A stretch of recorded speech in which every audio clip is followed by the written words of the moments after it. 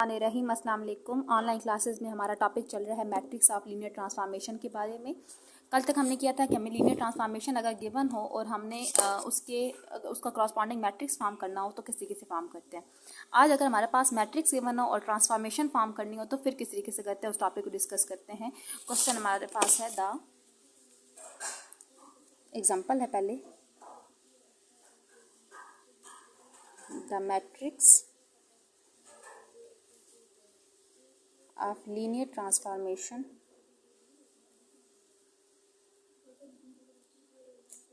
t from r cube से r cube is a is equals to 3 1 2 0 1 1 minus 1 1। ठीक है, find determine t in terms of coordinates of vector x belongs to R cube। Solution करते हैं। Solution में सबसे पहले क्या लिखना होता है, जो मैट्रिक्स गिवन है। Given matrix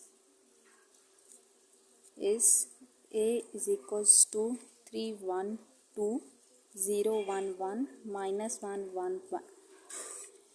A is matrix of order, क्या ऑर्डर है, 1 2 3 रो 1 2 3 कॉलम। ठीक है, 3 cross 3 where m is equals to 3 and n is equals to 3। m number of rows होती हैं, n नंबर ऑफ कॉलम होते हैं।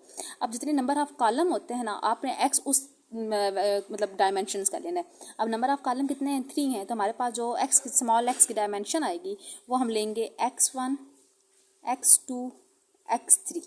ठीक है, तो हमारे पास t क्या बन जाए, टी होता है वो गिवन होता है, टी इज गिवन बाय। ठीक है, रिलेशन हमारे पास होता है T of X is equals to A X. इस रिलेशन से हम लोग क्या फाइंड करते हैं, इससे टी ऑफ एक्स को फाइंड करते हैं। टी ऑफ एक्स बेसिकली हमारी वो ट्रांसफॉर्मेशन है जो हम इस मैट्रिक्स ए के करस्पॉन्डिंग फाइंड करेंगे। तो टी ऑफ एक्स हो जाएगा T of x1 x2 x3 और ए हमारे पास है 3 1 2 0 1 1 माइनस 1 1। ठीक है, और साथ x क्या है, x1 x2 x3। इसको जब मल्टीप्लाई करेंगे तो बन जाएगा first row first column 3 into x1 plus x2 plus 2 x3।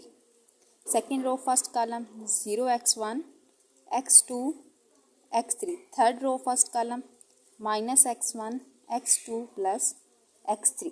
ठीक हो गया। अब इसको इस तरीके से लिख सकते हैं, टी ऑफ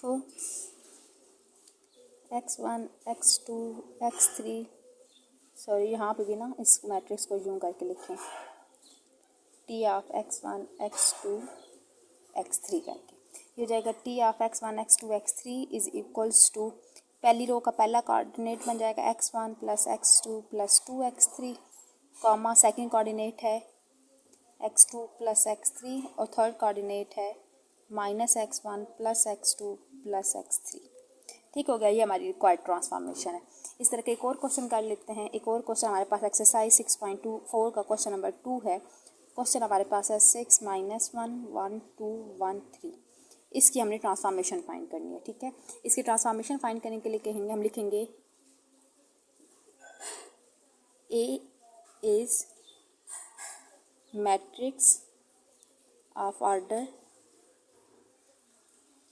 1 2 3 रो हैं और 2 कॉलम है, 3 क्रॉस 2। ठीक है, तो अगर 3 क्रॉस 2 का है तो जो हमारे पास मैट्रिक्स ऑफ लीनियर जो टी होगा वो कैसे डिफाइन होगा। अगर 3 क्रॉस 2 का है तो m जो है वो आपके पास 3 है और n है वो 2 है। अगर n 2 है तो हमने कॉलम से रो की तरफ जाना है, तो हमारे पास जो ट्रांसफॉर्मेशन होगी वो आर स्क्वायर से आर क्यूब की तरफ होगी। अगर ये 2 होता और ये 3 होता है, 3 से 2 की तरफ जाती।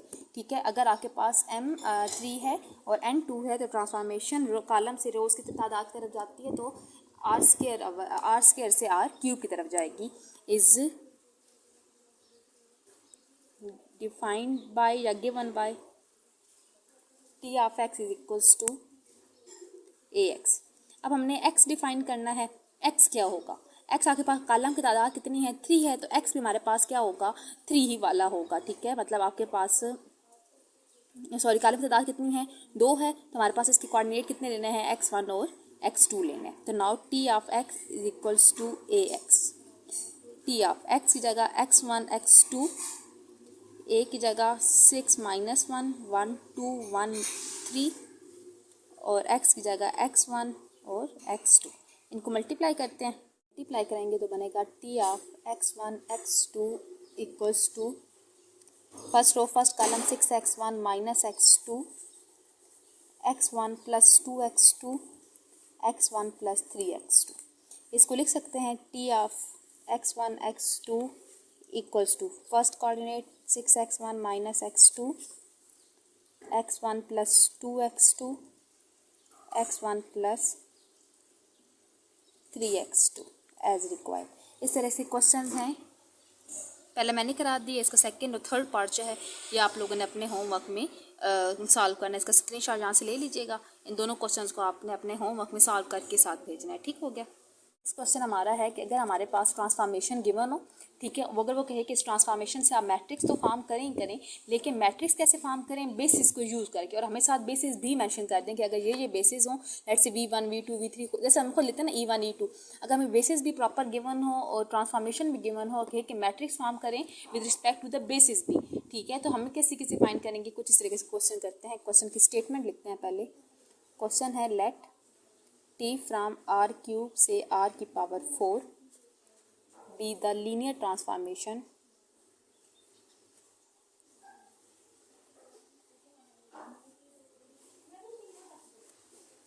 Defined by t of x1 x2 x3 equals to x2 plus x3। अब देखिए ट्रांसफॉर्मेशन गिवन है, हमें ट्रांसफॉर्मेशन गिवन है, क्या चीज़ नहीं गिवन हमें, इसका जो फोर्थ कोऑर्डिनेट है वो है x1 minus x2। Find the matrix, हमें मैट्रिक्स फॉर्म करना है।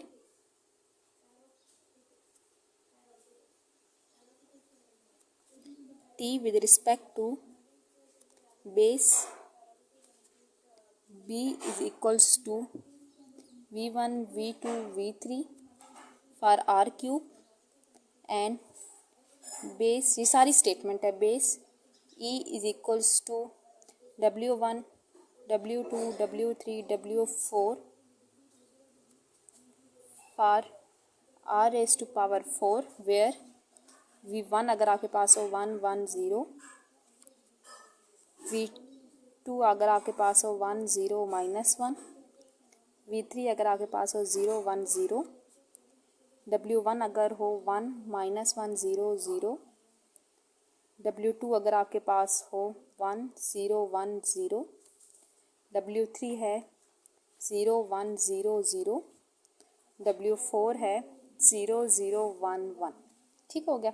अब ये सारा क्वेश्चन है, हमने क्या करना है, हमें खुद कहा है कि जो ट्रांसफॉर्मेशन गिवन है वो r क्यूब से r की पावर 4 है। देखें r क्यूब मतलब इसमें हमारे पास 3 कोऑर्डिनेट्स पे अप्लाई हुआ है, लेकिन जब हमारी ट्रांसफॉर्मेशन अप्लाई हो चुकी है तो वो 4 कोऑर्डिनेट्स हो गए। ठीक है, और साथ बेसिस गिवन है कि आपने इस ट्रांसफॉर्मेशन को यूज़ करके मैट्रिक्स फॉर्म करना है। वो तो हमें पता है किसी किसी फॉर्म करते हैं, लेकिन उस चीज़ को फॉर्म करने के लिए हमें यूज़ क्या करना है, इन बेसिस को करना है।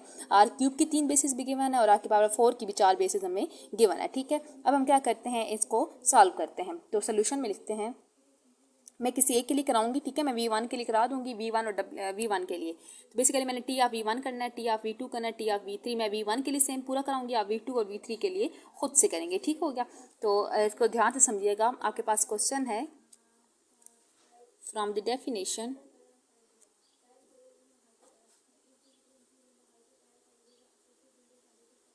Of T we have T of V1 is equals to, T of V1 क्या हो जाएगा, T ऑफ V1 की जगह 1 1 0।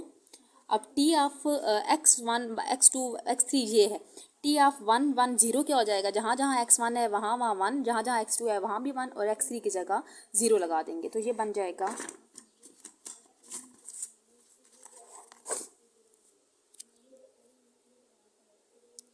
T of V1 is equals to, ठीक है, वो आपके पास बनेगा x2 प्लस x3 है, x2 प्लस x3 मतलब 1 प्लस 0। नेक्स्ट है x1 प्लस x2, ठीक है, जैसे ये चीज़ है, ये है ना आपके पास x2 प्लस x3। तो यहाँ पे x2 की जगह क्या पुट करेंगे, x2 की जगह भी 1 पुट करना है और x3 की जगह 0 पुट करना है, तो 1 + 0 1 हो जाएगा। नेक्स्ट आपके पास है x1 + x2 1 + 1। नेक्स्ट है x1 मतलब 1, x1 - x1 1 - 1, तो ये हो जाएगा 1 2 1 और 0। ये आपके पास क्या आ गया, टी ऑफ V1 आ गया। अब टी ऑफ V1 को हमने किसकी फॉर्म में लिखना है, W1 W2 W3 और W4 के फॉर्म में, तो इसको लिखेंगे T of V1 = A1 W1 A2 W2, ये आपने सब में यूज करना है, A3 W3 A4 W4। अब हमने इस चीज़ को आंसर लिखना है, बस चाहिए क्या, A1 A2 A3 और A4 की वैल्यू हमें चाहिए, तब हमारे पास आंसर आ सकता है। हम यूज़ किसको करेंगे, जब हमने टी ऑफ V1 को फाइंड किया हुआ है, तो यहाँ से आप वैल्यूज़ पुट करते हैं। टी ऑफ V1 किसकी इक्वल है, 1 2 1 0 के, A1 एज इट इज़, और W1 की जगह हम वैल्यू लगा देते हैं। W1 हमारे पास क्या है, W1 है 1 -1 0 0, A2 as it is, W2 की जगह 1 0 1 0, A3 as it is 0 1 0 0, A4 as it is 0 0 1 1। ठीक हो गया। इसको सॉल्व करते हैं तो आपके पास फॉर्म बन जाएगी 1 2 1 0। अच्छा, पहला कोऑर्डिनेट इसका आंसर किस तरीके से लिखते हैं, यहाँ पे हो जाएगा A1 + A2 + 0 A3 + 0 A4, तो A1 + A2 पहला कोऑर्डिनेट। ठीक हो गया। ठीक है, नेक्स्ट क्या बनेगा, -A1 + 0 A2 स्किप हो जाएगा, + A3 फिर 0 A1 A2 A3 भी 0 + A4, लास्ट हो जाएगा 0 0 0 और A4।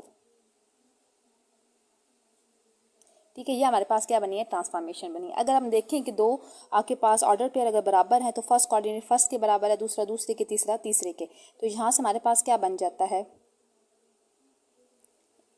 A1 + A2 = 1 -A1 + A3 = 2। तीसरी इक्वेशन बनती है A2 + A4 = 1 और चौथी है A4 = 0। ठीक है, अब यहाँ से A4 0 है, इसको इसमें पुट करूँगी तो A2 का आंसर क्या आ जाएगा, आपके पास 1 आ जाएगा। A2 1 पुट करूँगी इधर, ठीक है, 1 यहाँ पे पुट करूँ तो A1 का आंसर क्या आ जाएगा, 0 आ जाएगा। तो A1 क्या है हमारे पास, 0 है। A1 को 0 पुट करूँगी तो A3 का आंसर क्या आ जाएगा, 2 आ जाएगा। अब हमने इसको कहाँ पे पुट करना है, जहाँ पे हमने सबसे पहले A को इंट्रोड्यूस कराया, तो टी ऑफ V1 हमारे पास बन जाएगा A1 की जगह 0 W1, A2 की जगह 1 W2, A3 की जगह 2 W3 और 0 W4। ठीक हो गया।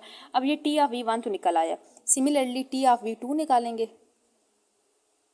टी ऑफ V2 क्या निकालेंगे, मैंने टी ऑफ V1 निकाला था ना, V1 की वैल्यू को यूज़ किया था। ठीक है, जैसे मैंने यहाँ पे टी ऑफ V1 निकाला था, ठीक है, तो मैंने इसको यूज़ किया था। अब आप टी ऑफ V2 निकालेंगे तो आप इस वाली वैल्यू को इसमें पुट करेंगे। ठीक है, टी ऑफ V2 निकालेंगे, आगे से सारा कुछ सेम इसी तरीके से वैल्यूज आएंगी, तो आपके पास टी ऑफ V2 बनेगा